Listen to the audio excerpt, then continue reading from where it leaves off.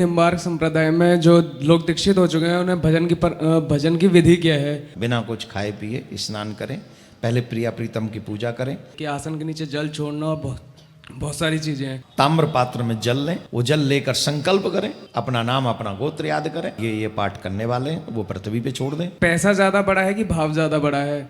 आजकल लोग हमारे धर्म को बदनाम करते हैं ये कह कर यहाँ तो धर्म में सब पैसा चलता है। धर्म जो महत्व देता है वो भाव को महत्व देता है। पैसा दे के सबको छोड़ के आगे जाना चाहता है वो दोषी नहीं है। बोलो महाराज जी। राधे राधे। राधे राधे। महाराज जी, मेरा पहला प्रश्न है कि निम्बार्क संप्रदाय में जो लोग दीक्षित हो चुके हैं उन्हें भजन की विधि क्या है? किस तरीके से उन्हें भजन करना चाहिए? कि आसन के नीचे जल छोड़ना और बहुत सारी चीजें हैं। हाँ। दूसरा प्रश्न है कि पैसा ज्यादा बड़ा है कि भाव ज्यादा बड़ा है? मैं दूसरे प्रश्न का पहले उत्तर दे देता हूं कि आजकल सबका इंटरेस्ट इसी में है। आजकल लोग हमारे धर्म को बदनाम करते हैं ये कह कर यहाँ तो धर्म में सब पैसा चलता है।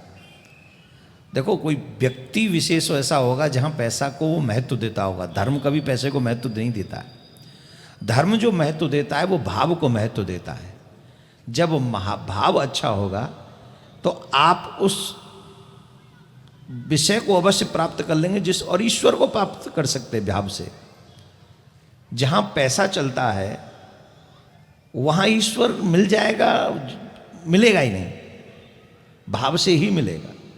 और रही बात कहीं ऐसी है कि वहाँ बिहार जी की भीड़ है, बहुत तगड़ी भीड़ है, किसी ने हमसे कहा 100 रुपये दो, हम तुम्हें आगे ले चलते हैं। अब हमने किसको दोष दिया? बोले हमसे कह रहा 100 रुपये दो, यही दोष उसको दिया ना।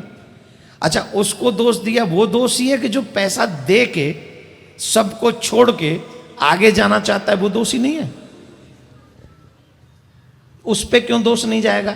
जब तुम्हें पता है कि तुमसे पहले इतने लोग लाइन में लगे हैं, तुम्हें पहले क्यों जाना बिहार जी के दर्शन करने? हमने ब्लेम किसको कर दिया? पंडित जी को, पुजारी जी को, या फिर भगवान को। हमने भगवान को कह दिया है भगवान। कई लोग तो वीडियो बनाते हैं इस पे, मैंने देखे। ये कैसा भगवान है जहां पैसा चलता है? अरे वो कैसा इंसान है जो पैसा दे के पीछे से आगे पहुंच के भगवान को पाना चाहता है? उसके बारे में क्यों नहीं बोलते आप? वो इंसान ही है ना जो वैष्णो देवी में लाइन लगी पड़ी है पीछे तक, और पैसा दिया, हमको थोड़ा आगे पहुंचा दो। तिरुपति बालाजी में चले जाओ, हमको थोड़ा आगे पहुंचा दो। क्यों पहुंचा दो? क्योंकि आज का व्यक्ति कलयुग का है, टाइम नहीं है उसके पास।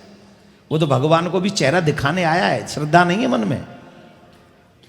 तो इसलिए बहुत ज्यादा जरूरी है कि पैसा देना हमने शुरू किया है ना, तो इसलिए उस पर हमको कंट्रोल होना चाहिए।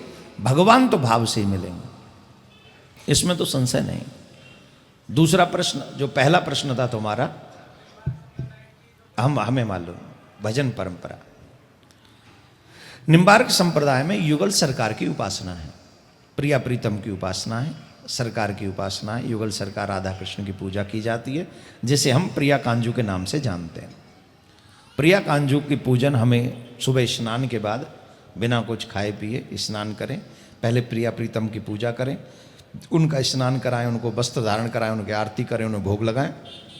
उसके बाद ताम्र पात्र में जल लें, लुटिया में, लोटा लुटिया जो भी होती है उसमें जल लें। वो जल लेकर संकल्प करें, अपना नाम अपना गोत्र याद करें, और उसको कहें कि हम ये माला ये पाठ करने वाले हैं, वो पृथ्वी पे छोड़ दें। उसके बाद वहाँ माला और जो भी पाठ का संकल्प आपने लिया है वो करें, और फिर वो सब पूरा हो जाए तो उसके बाद फिर जल लें और संकल्प करें कि मैंने जो भी ये अभी पूजा पाठ किया है वो समस्त श्री प्रिया कांजू चरणन प्रस्तु, वो मैं प्रिया कांजू के चरणों में समर्पित करता हूँ। उसके बाद जल लेकर आसन के नीचे छोड़ना है। ओम इंद्राय नमः, ओम 3 बार इंद्राय नमः, सकृतवे नमः, ऐसे बोल के 3 बार जल छोड़ना है।